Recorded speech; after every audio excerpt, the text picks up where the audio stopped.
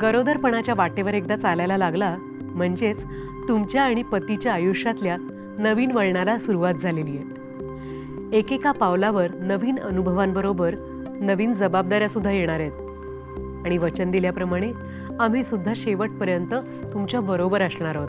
सगळ्यात आधी गरोदर आहात ना हे जाणून घेऊन बाळंतपणाची आरोग्यदायी सुरुवात करा. तुमची मासिक पाळी चुकली की आशाताईंकडून निश्चय चाचणी करा आणि गरोदर असल्याची खात्री करून घ्या. एकदा खात्री झाली की जवळच्या प्रसूतीपूर्व तपासणी केंद्रात म्हणजेच अँटीनेटल केअर ANC सेवेमध्ये आपली नोंदणी करा. नोंदणी केल्यावर तुमची आणि बाळाची देखभाल घ्यायला सुरुवात करता येईल.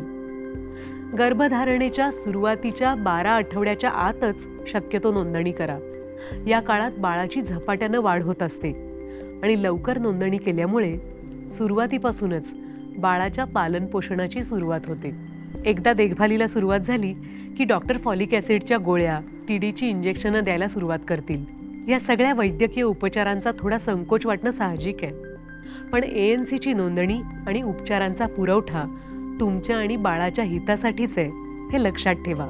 तुम्हाला किंवा तुमच्या पतीला किंवा दोघांच्याही घरच्यांना काही अनुवंशिक आजार असेल तर त्याबद्दल डॉक्टरांना लगेच कल्पना देऊन ठेवा, जेणेकरून डॉक्टर तुम्हाला योग्य ते उपचार पुरवू शकतील. ANC सारख्या इतर अनेक सरकारी योजना आहेत. त्याचा लाभ घेण्यासाठी जवळच्या आरोग्य केंद्रात जाऊन आपल्या आशाताईंच्या मदतीनं बँकेचं खातं उघडा, विसरू नका. आधार कार्ड किंवा बाकीची आवश्यक ती कागदपत्र नसतील तर आशाताईंना कल्पना द्या आणि खातं कसं उघडायचं याबद्दल त्यांचं मार्गदर्शनही घ्या. बाळंतपणात आणि प्रसूतीनंतर तुम्हाला आणि बाळाला उपयोगी पडतील अशा अजून अनेक सरकारी योजना आहेत.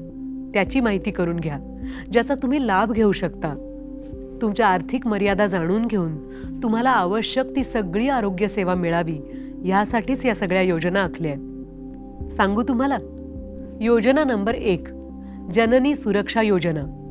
यामध्ये नैसर्गिक प्रसूतीसाठी आणि सिझेरियन प्रसूती म्हणजे C-सेक्शनसाठी आवश्यक अशी आर्थिक मदत केली जाते. दुसरी योजना प्रधानमंत्री मातृवंदना योजना.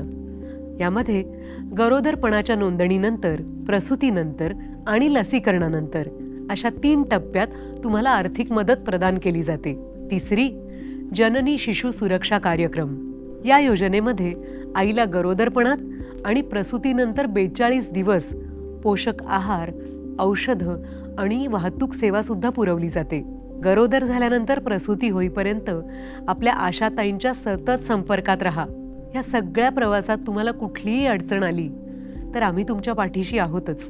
गरोदरपणाची वेळेत नोंदणी करून आरोग्यदायी बाळंतपणाची सुरुवात करा, हाच आमचा आग्रह आहे.